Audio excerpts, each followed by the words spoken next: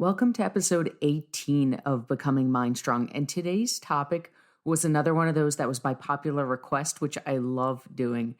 And it makes sense why today's topic is such a popular one, because it's something that so many of us have not only struggled with for so long, but we've kind of been conditioned to fall into this pattern. And we're talking about this idea of weekend binging.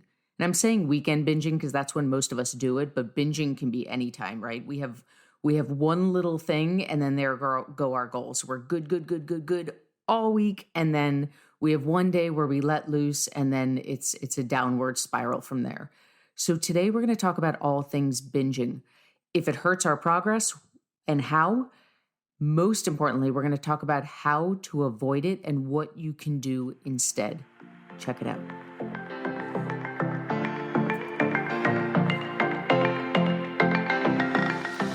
Welcome to Becoming MindStrong, the official podcast of MindStrong Fitness. My name is Rachel. I'm the owner and head coach of MindStrong Fitness, and I am here to teach you truth. No more bullshit, no more point systems, no more shakes, no more raps. This is math and science, and we're going to learn how to do it together. Ready? Let's rock and roll.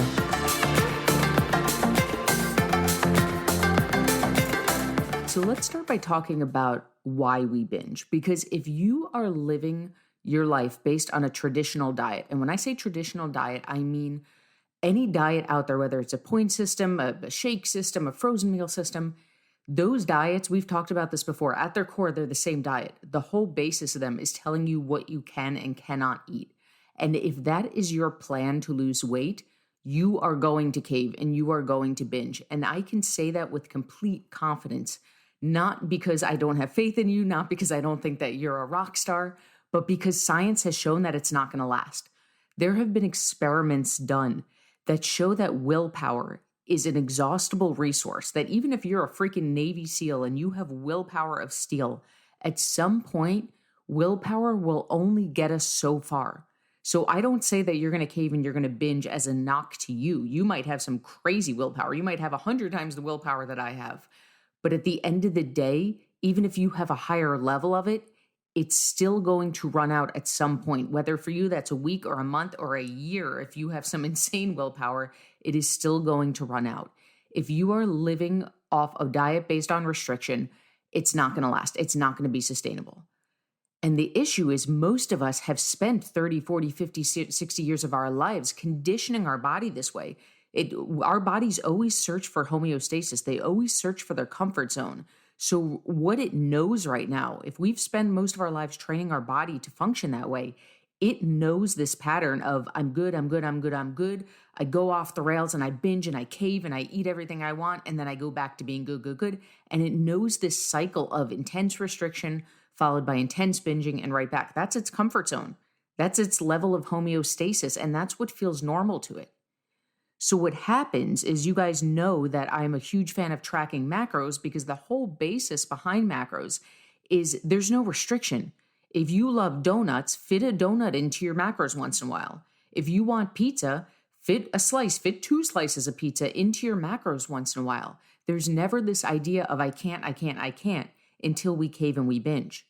But sometimes what happens, and I found this with clients who have done these crash diets for so many years, is that they're so used to this cycle that it feels uncomfortable for them to just kind of level out, for just to give their body that consistency because they're so used to caving and binging.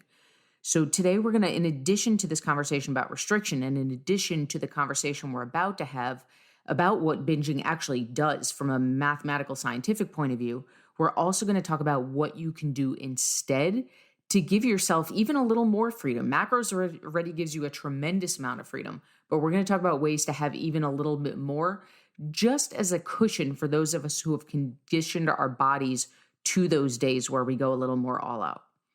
But let's start the conversation in terms of what binging actually does.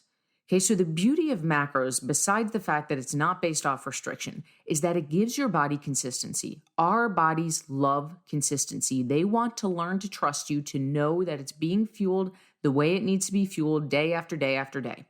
Once it trusts you, Then we have some more freedom to play games with it, and that's something we'll talk about a little more in detail in a future podcast. But for right now, when we're getting started, our goal is to give our body consistency, meaning give it the right number of carbs, fat, and protein that it needs every day until it learns to trust you. So let's say these are just hypothetical numbers. Please don't use these numbers. Macros are personal for everyone. But let's say that you figure out your macros, or a coach figures out your macros, and your total calories each day for you to achieve your goals, your total calories should be 1,500 calories every day. That means at the end of the week, after 7 days have passed, your total calories for the week would be 10,500 calories. Okay, 1,500 calories a day times 7 is 10,500 calories. Now, before I go any further, let me just reiterate that the reason we're talking numbers right now, we're not getting into any kind of complex math, but you've heard me preach endlessly that fat loss is calories in versus calories out. That's it. So that's why we're going to get a little more detailed. We're not doing any kinds of crazy math. I just want to show you that these are not Rachel's laws of health and fitness. There's a reason. There is a logistical, mathematical, scientific reason why what's happening in your weight loss cycle is happening. Okay, so your goal is 1,500 calories a day, which equals 10,500 calories a week. So let's say for 6 days, you are rock solid. You are eating your 10,500 calories, you are eating your 1,500 calories for 6 days. That gives us a total of 9,000 calories. But you are so used to binging and caving and living off restriction that on that 7th day, you have a free for all. You have a complete cheat day or splurge day or whatever else you want to call it, and you eat 3,000 calories. You eat literally twice the calories that you're quote unquote supposed to be eating. Well, now your weekly calories just went up to 12,000. Our weekly goal was 10,500. And I don't really go by weekly goals. I go by daily, but right now we're talking totals. So if you were eating 1,500 calories a day, your weekly total would be 10,500. But this week, you were spot on for 6 days. Then you went crazy on the 7th day. You ate twice as many calories. And now your weekly average just went up to 12,000 calories. Well, that's a 1,500 calorie difference. That is significant. That's not, I just went a little bit over one day. You went an entire day's worth of calories over. So what tends to happen is we're good all week. We give ourselves the freedom of that one quote unquote cheat day, and then we say, why isn't it working? Well, the answer why it's not working is very clear when you put it on paper like that. It's not working because weight loss comes down to calories in versus calories out, and you had an entire extra day's worth of food. For this example, you ate 1,500 extra calories that week, which means, I don't want to say you undid your progress. You did not undo your progress, but your weekly total was higher than it needed to be for your weight loss goals to be achieved. Are you with me so far? Now, the point of this is not to be rigid. The point of this is not to say that if we're not perfect with our macros every day, it's never going to work. Absolutely not. There's freedom, there's flexibility with macros, and as we're about to talk about, there are ways to plan in, to factor in what we call overage days. Okay, there's a very big difference between an overage day and a cheat day. We just saw or talked about exactly what a quote unquote cheat day does. A cheat day puts you significantly over your calories, and at the end of the week, you're not going to hit your goals. Now, there are times, and this goes back to what I said a few minutes ago. There's a great quote, I think it was by Picasso, and he said, learn the rules like an artist so you can break them like a pro. Learn the rules like an artist, you can break them like a pro. And I love that quote because once your body trusts you, once your body has this consistency, you get to play games with the rules. Like I've been tracking macros for years and years. My body trusts me beyond belief. So right now, I can go on vacation for a full week and not think about macros and eat 3 times the amount I would normally eat. And I might gain a pound or 2 here and there, but my body knows me well enough. It trusts me well enough to say, oh man, Rachel is clearly on vacation right now. We know she's going to get back to this, and then we settle back in. But if you haven't built that trust yet, if the only thing your body knows right now are the extreme ups and downs of your past, you don't have that level of trust yet. And the first thing we need to focus on is that consistency. So it's not about being perfect. It's not about rigid. It's not about perfectionism. It's not about, I ate this one thing and I went 10 calories over my goals and it's all undone now. No, we're not talking about that. We're talking about a massive quote unquote cheat day where you go way over and then you wonder why it's not working. We can use the analogy of budgeting, right? Because you've heard me talk about that macros are very much like budgeting your money. If you're on a savings plan, your goal is to save $10,000. So every single day you are keeping track of what you're spending. You're cutting back on Starbucks, you're cutting back on manicures, pedicures, whatever it is for you. And you're being so good. But then every Saturday you're going out for some drinks, and those drinks lead to more drinks, and those drinks lead to going out to eat, and those going out to eat lead to going to the club. And next thing you know, you just spent quite a few $100s on a Saturday. And then you look back and say, why aren't my savings goals working? Well, the answer is because you were really good all week, but then you went on a free-for-all on the weekend. And at the end of the day, math doesn't lie, right? If you spend more than you saved, then you didn't save. And it's the exact same conversation with calories. Sometimes the answer is to dig deeper and say, why am I feeling the need to binge like that? And 9 times out of 10, it's because there's too much restriction going on. Right? Maybe the reason that you're going nuts on that Saturday financially is because you're being too tight with your money during the week. Maybe if you budgeted for a couple drinks or a movie out or whatever else during the week, you wouldn't have to go completely all out on Saturday. And it's the same thing with calories. If you're trying to live off, don't eat this, don't eat this, eat this, don't eat this, of course you're going to cave and you're going to binge. But if you're allowing for those foods here and there, yeah, you still might want a day for extras, which is what we're about to talk about next. But you're not going to feel that same drive to just go all out because you're not living based off restriction.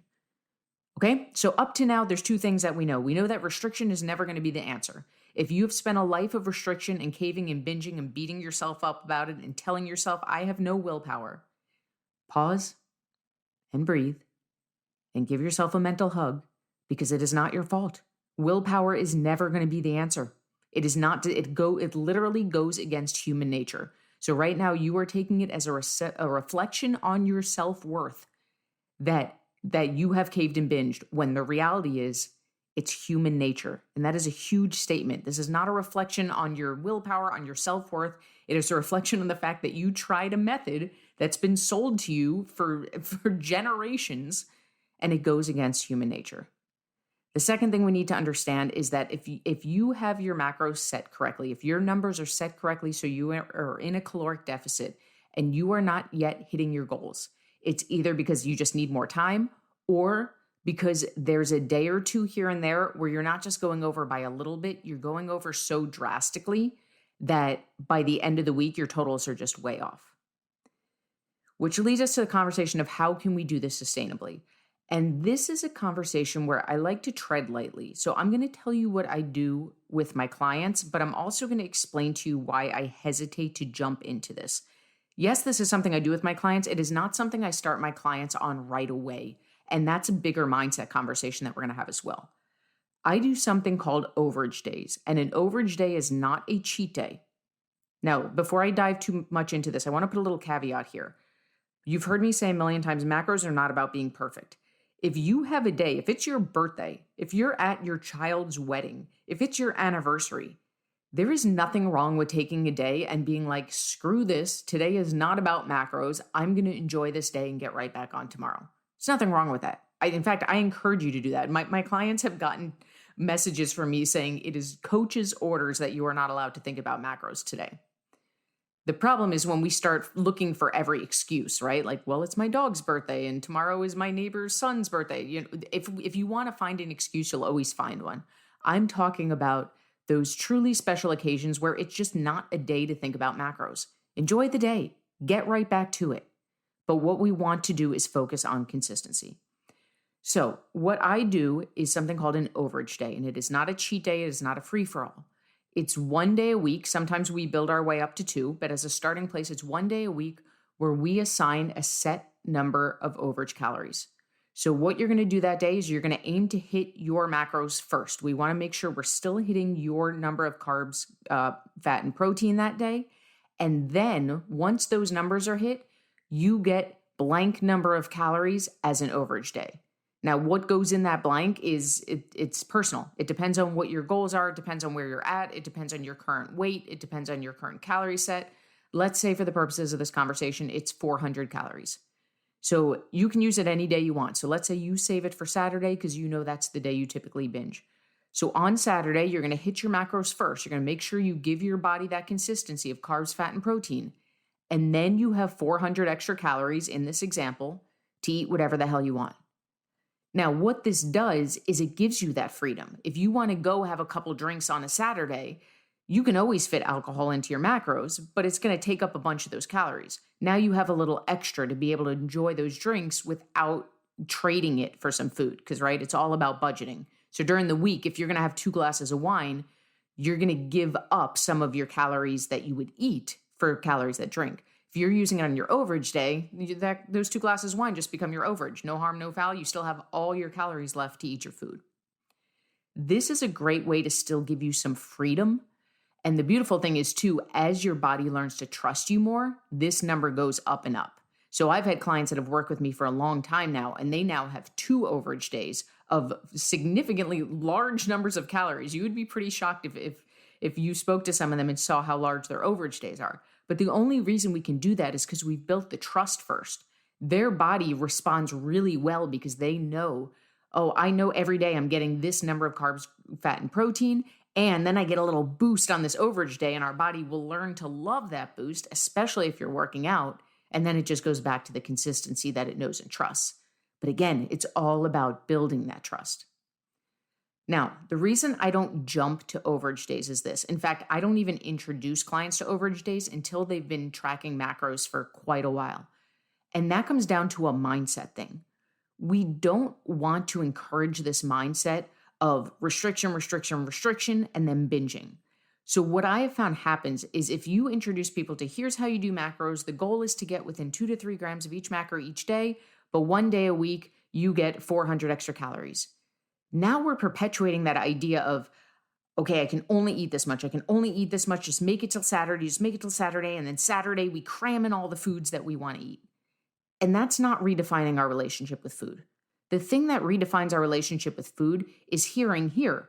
You have 1,600 calories a day. This is a hypothetical situation. Don't just use this number. Let's say I figured out your macros and you have 1,600 calories a day, 150 grams of carbs, 120 grams, whatever it is, whatever your macros are. The way we redefine our relationship with food is learning how to fit the occasional slice of pizza into our daily macros, learning how to fit a glass or 2 of wine into our macros. Then once we're comfortable with that, once we see I don't have to live off restriction and feel the need to binge, once we're comfortable with that, then the overage day becomes like a bonus. Then it's like, hey, by the way, now your body trusts you. Now you're starting to understand the process.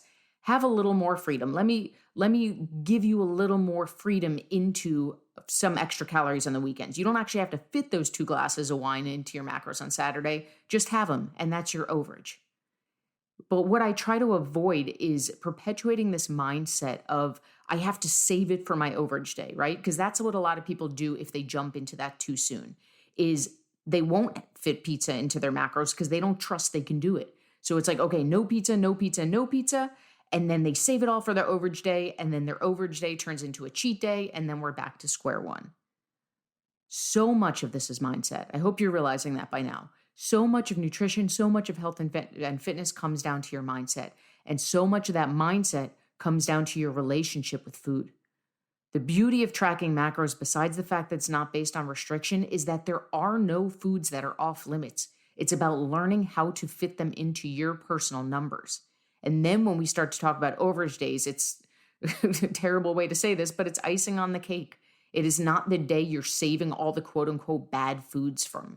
And that is the old mindset we want to get out of. This good food, bad food. In fact, go back and listen to the podcast episode about good food and bad food. It's getting out of this mindset of I have to save all my quote unquote bad foods for my cheat day. And then once you have one, we're rolling down the hill, we're snowballing and eating everything and undoing the awesome progress that we put in during the week. It's about a sustainable lifestyle. It's about learning to eat the foods you love, making nutritious choices the majority of the time, but still fitting in those fun foods during the week while you're hitting your macros. And then if the time comes, if you feel like you're ready, if your coach advises it, then you can add in a tracked overage day. And then listen, Again, you learn the rules like a pro and you can break them like an artist. After a while of doing this, when you are a macro ninja, then you get the flexibility, right? I have the ability now to take a day here and there more often than I would advise my clients to. Most often I choose not to, just because I feel so much better when I'm doing my macros. But, I went on an Alaskan cruise a couple years ago and it was a full week. And on cruises, like, you can eat whatever the hell you want. So I was literally ordering 2 entrees and 3 desserts every single night. Every single night of that cruise, I did it because I was on vacation and I knew going into it, this was going to be a free-for-all. And it wasn't because I was living off restriction. It was because I was on a cruise and I wanted to eat anything and everything. And I was able to bounce back from that like it was nothing because my body trusts me. And it took a long time to get to that place. But I tell you that, not to brag about my awesome metabolism, but to show you that trust is something that's built. It's like any relationship in your life, right? Any bump that comes up, if there's a lot of trust in your relationship, a bump here and there is not going to be a big deal.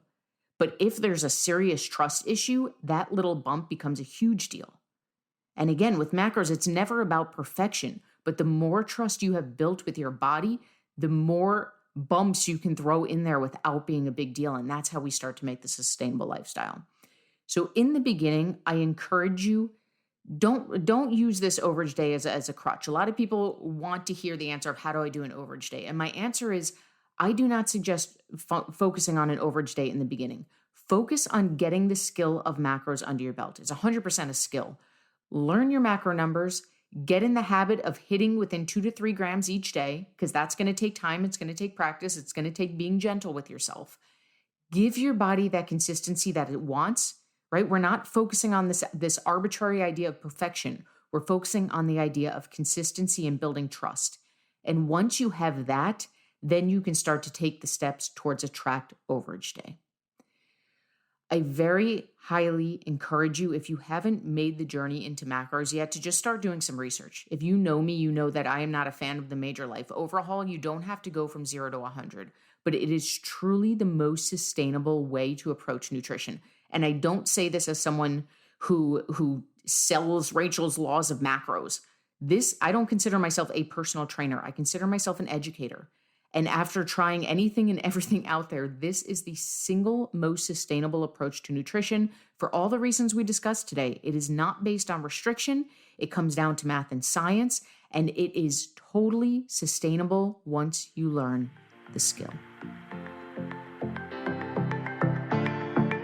If you're ready to start learning about macros, then grab my free macro cheat sheet at bit.ly.com/macro cheat sheet, bity.com/macro cheat sheet.